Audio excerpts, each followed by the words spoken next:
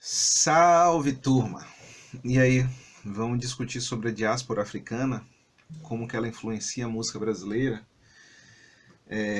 como é que ela pode mexer na criação, quais os elementos que decorrem dessa chegada dos negros escravizados aqui no Brasil.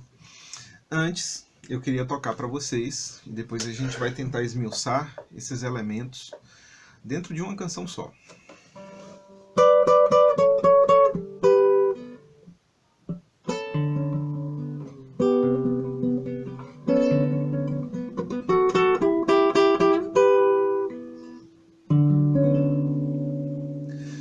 O griot cantou, sua boca banda escreveu, cantou lá na senzala, onde o samba nasceu.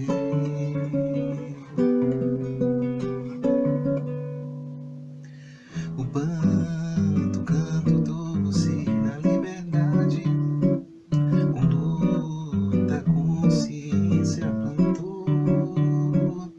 Quando a mão do negro colheu palmares, onde brancos, pobres e negros com indígenas cantaram pedagogia comunal da afro-solidariedade. Brancos e negros, onde brancos, pobres e negros com indígenas cantaram pedagogia comunal da afro-solidariedade.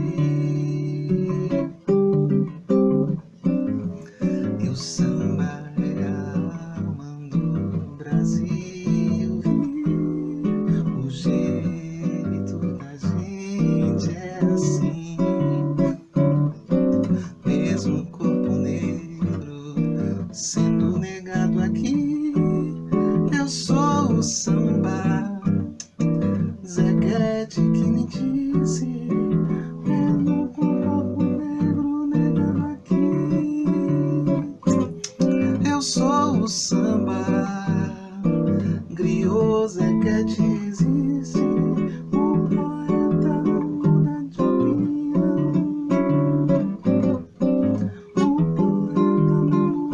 opinião.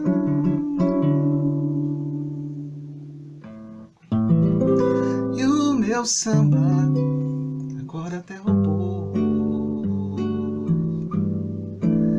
e Marte NASA utilizou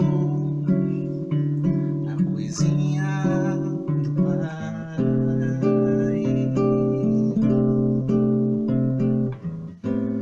Pede ao me Luiz e Aragão,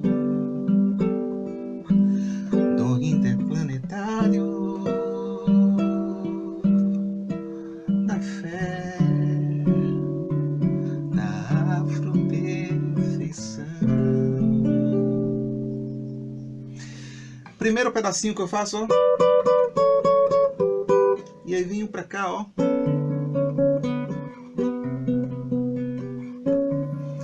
Pessoal, esse trechinho é o que a gente chama de samba chula. É um pizzicato diferente, nascido aqui no recôncavo baiano. Beleza? E aí depois do samba, pra onde é que eu vou? Aquele pedacinho faz, ó. Isso aqui, pessoal, é um ijexá, outro ritmo afro-brasileiro, certo? E aí tem aquela outra parte.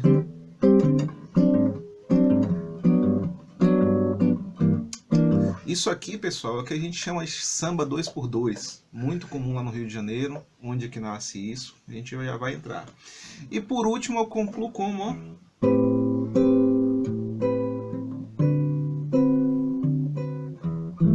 Isso aqui, pessoal, é outra coisa muito importante. Ganhou o mundo, o samba canção, certo? E agora o que a gente vai fazer? A gente vai discutir como que essa sonoridade ganha esse nome de música brasileira. Então, pessoal, a diáspora que a gente chama de diáspora africana, que trata da vinda de muitos negros escravizados do continente africano, esses negros eles aportam na Holanda, Estados Unidos, Cuba e principalmente o Brasil, que foi o maior país em número de recebimento de negros escravizados. E aí, pessoal, 1500, a gente tem 3 principais nações que aportam aqui. A gente tem primeiro os Congo, Angola, e aí a gente tem aqui no Brasil um movimento muito forte dentro do candomblé, que chamam de candomblé de nação Angola. Depois a gente tem a chegada do Jeje. Os Jeje, pessoal, eles viviam numa região do continente africano conhecida como Daomé. Por que eu falo continente africano? O mapa, como vocês veem lá, com cada paizinho bonito daquele jeito, aquilo nem sempre existiu. As fronteiras dentro do continente africano eram fronteiras étnicas, fronteiras culturais. Então, assim, quando os europeus traçam aquelas linhas e, por exemplo, pegam os Congos, os países que fazem fronteira, e aí agora dizem, vocês fazem parte do mesmo país, existiam muitos daqueles grupos que eram guerreiros e que tinham disputas entre si. E como é que isso influencia, pessoal, a nossa música? Vocês já devem ter ouvido falar do negro spiritual. Muito comum nos Estados Unidos, e começa como? Com esses negros que foram escravizados, chegando lá, estado da Geórgia, e aí eles começam um tipo de lamento, de canto ao Criador, que influencia a black music, o R&B,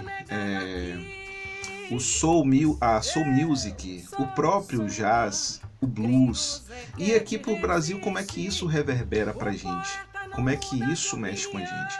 Essa influência desses negros escravizados, então vieram os bantus, os Congo banto, depois vieram o Jeje, chamado Mari também, e por último vieram os Yorubás. Os Yorubás que eram guerreiros e que fazem parte muito aproximada com a região daqui de Salvador. Vieram muitos iorubanos para cá, inclusive eu acredito que eu sou descendente de Yorubá, e com eles vieram os cantos. Então vieram o que a gente vai trabalhar lá na frente, né? O jongo, o próprio samba.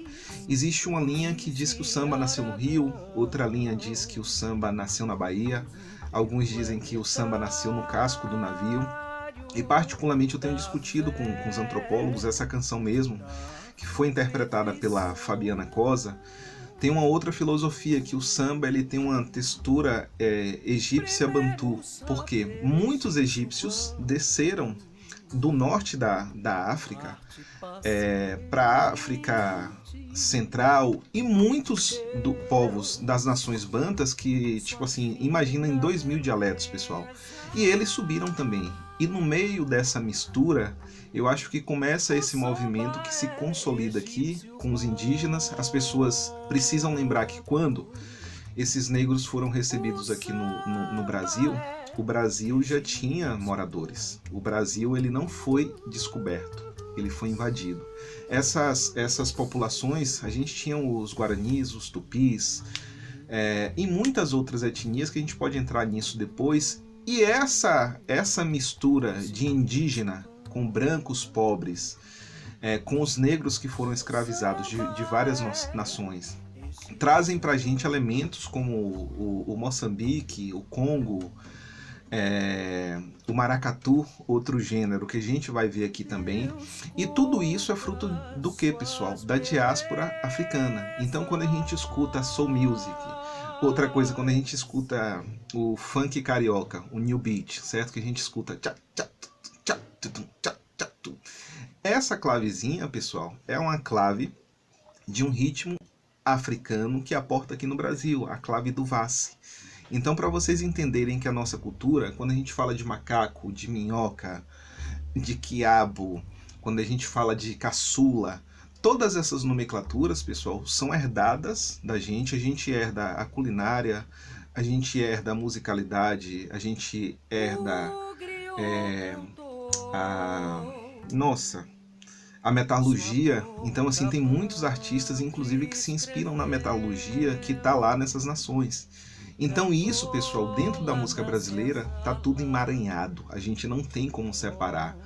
Tipo, a culinária da música, a música da espiritualidade, a música brasileira, ela é assim. A gente precisa pensar agora como que vai ser essa semana. Eu vou deixar alguns vídeos para vocês, dentre eles tem Ray Charles, Take Six, que para mim é o melhor grupo vocal do mundo. Tem a questão da Soul Music, tem um vídeo especificamente da Soul Music, mas o mais importante que eu quero que vocês leiam, eu estou colocando 2 textos, que é A Bateria à Luz da Bíblia, que é um texto provocativo. Tive contato com esse texto em 2007, para vocês terem ideia, na minha faculdade. O texto está sendo ainda rodado em alguns cursos de formação, por isso eu acho importante a gente discutir sobre ele. E o outro texto é o Carnaval Educa, que é de um grande músico daqui de Salvador, Alexandre Vargas, que ele toca com Daniela Mercury há muitos anos. E aí ele fala desses aspectos da negritude, da africanidade dentro do Carnaval de Salvador. O Carnaval como um processo pedagógico, que é uma das coisas que eu quero abordar com vocês, a respeito da pedagogia invisível. Então, assim, muitas vezes vocês veem determinadas musicalidades na igreja, em casa, no campo, nas comunidades tradicionais, seja ela quilombola ou indígena, e dentro daqueles processos, pessoal, existem pequenas pedagogias. E vocês precisam compreender a importância dessas pequenas pedagogias dentro da formação de vocês enquanto professores. Certo? Nos vemos então no próximo encontro.